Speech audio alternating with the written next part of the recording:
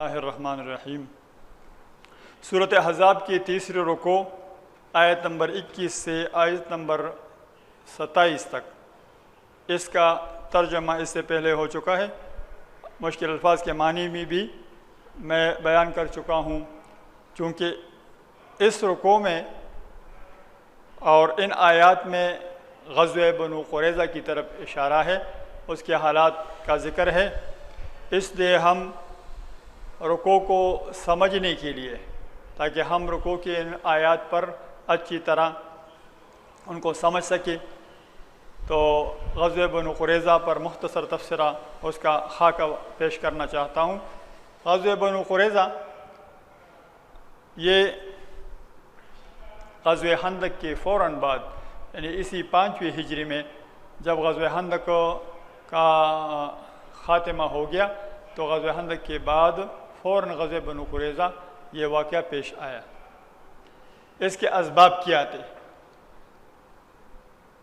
پہلے ہم اسباب پر بات کرتے ہیں، پھر غزوہ بنو قریظہ کے واقعات پر بات کرتے ہیں کہ حالات اور واقعات کیا ہیں اس غزوہ کے، اور تیسری نمبر پر نتائج پر بات کرتے ہیں کہ غزوہ بنو قریظہ کا، اس غزوہ کا نتیجہ کیا نکلا۔ غزوہ بنو قریظہ کے اسباب یہ تھے کہ مدینہ منورہ میں یہود کے 3 بڑے قبیلے وہ رہتے تھے۔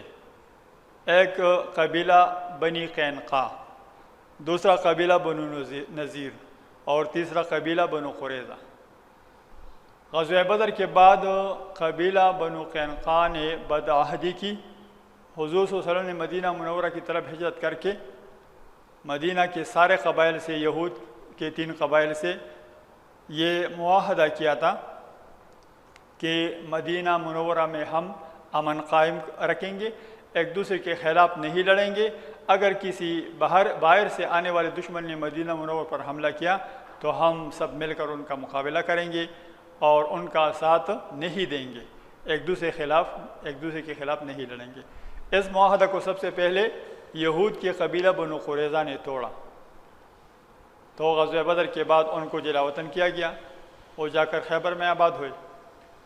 اس کے بعد 4 ہجری میں اس معاہدہ کو قبیلہ بنو نذیر نے توڑا اور ان کو بھی جلا وطن کیا گیا، وہ جا کر خیبر میں آباد ہو گئے۔ لیکن ان کے سردار خوئی ابن اخطب نے مکہ معظمہ جا کر مشرکین کو اکسایا ورغلایا اور مدینہ منور حملہ کرنے کے لیے اور مسلمانوں کو مکمل ختم کرنے کے لیے، ان کا استحصال کرنے کے لیے ان کو تیار کیا۔ خوئی ابن اخطب جو قبیلہ بنو نذیر کے سردار تھے، اس نے یہ کام کیا۔ جب ابو سفیان تیار ہو گیا لڑائی کے لیے اور اس نے اپنے ساتھ لشکر کو مدینہ پر چڑھائی کے لیے مدینہ تک پہنچایا، تو قبیلہ بنو نذیر کی سردار خوئی ابن اخطب نے مدینہ میں جو قبیلہ تھا، تیسرا قبیلہ بنو قریظہ، جو ابھی تک اپنے عہد کو نہیں توڑ چکا تھا، ان کے ساتھ ملاقات کی خوئی ابن اخطب نے، اور اس کو بھی تیار کیا کہ وہ بھی مسلمانوں کے ساتھ معاہدہ کو توڑ کر مکہ کے کافروں کا ساتھ دے دے۔ قبیلہ بنو قریظہ کے سردار کا نام تھا کعب ابن اسد۔ انہوں نے پہلے تو انکار کیا، لیکن بہت اصرار کے بعد خوئی ابن اخطب کے بات کو مان لیا اور انہوں نے بھی عہد کو توڑا، اور تقریباً 900 کے قریب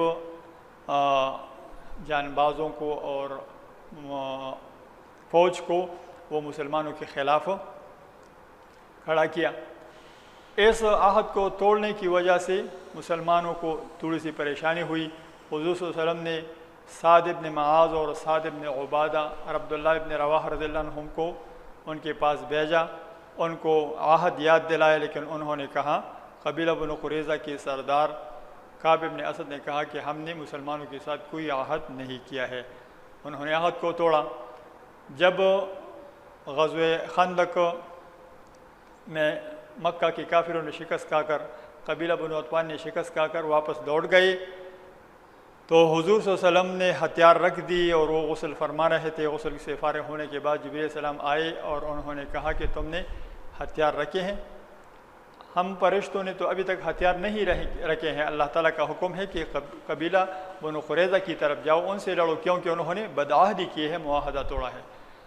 ان کے عہد توڑنے کی وجہ سے ان پر مسلمانوں نے حملہ کیا۔ حضور صلی اللہ علیہ وسلم نے صحابہ کو حکم دیا کہ عصر کی نماز قبیلہ بنو قریظہ میں پڑھیں گی، یعنی ان کے قلعے کے قریب پڑھیں گے۔ یہ تھے اسباب کہ انہوں نے عہد توڑا، کافروں کا ساتھ دیا، مسلمانوں کے خلاف جنگ کے لیے تیار ہو گئے، تو اس وجہ سے مسلمانوں نے ان پر حملے کا ارادہ کیا اور ان کی قلعے کا محاصرہ کیا۔ اس کے جنگ کے واقعات یہ ہیں کہ 25 دن تک مسلمانوں نے ان کے قلعوں کا محاصرہ کیا، وہ اپنے قلعوں میں بیٹھے رہے۔ جب ان کو معلوم ہو گیا کہ ہمارا خیر نہیں، بچنے کا کوئی امکان نہیں، تو پھر اپنے قاصدوں کو مسلمانوں کے پاس بھیجتے رہے کہ ہم وطن کو چھوڑ کر جانا چاہتے ہیں، اپنے اموال کو ساتھ لے کر جانا چاہتے ہیں، اگر آپ اجازت دیں، لیکن ان کو اجازت نہ ملی۔ پھر دوبارہ پیشکش کی کہ ہم اموال بھی چھوڑیں گے اور جانا چاہتے ہیں، لیکن ان کو دوبارہ بھی اجازت نہ ملی، کیونکہ باہر جانے میں وہ پھر مسلمانوں کے خلاف سازش کرنے کا امکان تھا۔ تو پھر انہوں نے کہا کہ آپ جو فیصلہ کریں گے ہم اس پر راضی ہوں گے، لیکن ایک مطالبہ کیا کہ ابو لبابہ کو ہمارے پاس بھیجو، کیونکہ ان کے حلیف تھے، ان کے ساتھ دوستانہ تعلقات رکھتے تھے۔ حضور صلی اللہ علیہ وسلم نے ان کے مطالبے پر ابو لبابہ کو بھیجا۔ ابو لبابہ سے انہوں نے پوچھا، ان کے بچوں اور عورتوں نے ان کے گرد جمع ہو کر رونے لگے اور پوچھا کہ کیا ہم مسلمانوں کے فیصلے حضور صلی اللہ علیہ وسلم کے حکم پر نیچے اتر آئیں؟ تو ابو لبابہ رضی اللہ عنہ نے فرمایا کہ ہاں اتر آئے، لیکن اس کے ساتھ انہوں نے یہ اشارہ بھی کیا گردن کی طرف ہاتھ سے کہ وہ آپ کے گردنوں کو کاٹ ڈالیں گے۔ پھر ابو لبابہ کو احساس ہوا کہ یہ تو میں نے غلطی کی، مسلمانوں کے راز کو فاش کیا۔ سورۃ انفال میں اس کا ذکر پہلے گزر چکا ہے۔ اللہ تعالیٰ فرماتے ہیں یا ایھا الذین آمنوا لا تخونوا اللہ والرسول وتخونوا اماناتکم، کہ اللہ اور رسول سے بھی خیانت نہ کرو، اپنے امانتوں میں بھی خیانت نہ کرو۔ پھر انہوں نے مسجد نبوی میں اپنے آپ کو ایک ستون سے باندھ لیا، 5-6 دن تک وہ ادھر ستون سے باندھے ہوئے تھے، صرف نماز کے لیے کھولے جاتے تھے۔ پھر اللہ تعالیٰ نے ان کی توبہ قبول فرمایا۔ یہ قبیلہ بنو قریظہ تو حضور صلی اللہ علیہ وسلم کے حکم پر قلعوں سے اتر آئے، لیکن قبیلہ اوس کے لوگوں نے کہا کہ ان کا فیصلہ ہمارے حوالے کر دو۔ حضور صلی اللہ علیہ وسلم نے فرمایا کہ تم میں سے ایک شخص کے حوالے کر دیتا ہوں، اور پھر حضرت سعد بن معاذ رضی اللہ عنہ کے حوالے کیا کہ آپ ان کا فیصلہ کریں۔ سعد بن معاذ نے ایسا فیصلہ کیا کہ ان کے مردوں کو جو جنگ کے قابل ہے ان کو قتل کیا جائے، اور بچوں اور عورتوں کو قیدی بنا لیا جائے اور ان کے اموال کو غنیمت بنایا جائے۔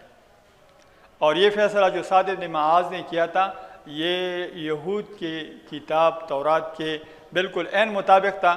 ادھر میں نے لکھا ہے، تورات میں ہے کتاب استثناء اور اصحاح نمبر 20 آیت نمبر 10، اس میں لکھا ہے یہودیوں کو یہ تعلیم اللہ کی طرف سے یہ تورات میں ہے کہ تم جب کسی شہر پر حملہ کرو تو پہلے صلح کی درخواست کرو، اگر وہ صلح پر راضی ہو جائیں تو جتنے لوگ ادھر ہیں وہ سب تمہارے غلام بن جائیں گے، اور اگر صلح پر راضی نہ ہو جائے تو پھر ان کا محاصرہ کرو۔ جب تمہیں قبضہ ان پر ہو جائے اور غلبہ اور فتح حاصل ہو جائے تو پھر ان کے جو قابل جنگ مرد ہیں ان کو قتل کیا جائے، اور بچوں اور عورتوں کو اور اموال کو غنیمت بنایا جائے۔ تو یہ ان کی کتاب کے مطابق حضرت سعد بن معاذ رضی اللہ عنہ نے فیصلہ دے دیا۔ پھر اسی طرح ہوا، مدینہ کے بازاروں میں خندق کھودی گئی اور تقریباً 700 یا 800 افراد جو جنگ کے قابل تھے ان کو قتل کیا گیا، عورتوں اور بچوں کو قیدی بنا لیا گیا۔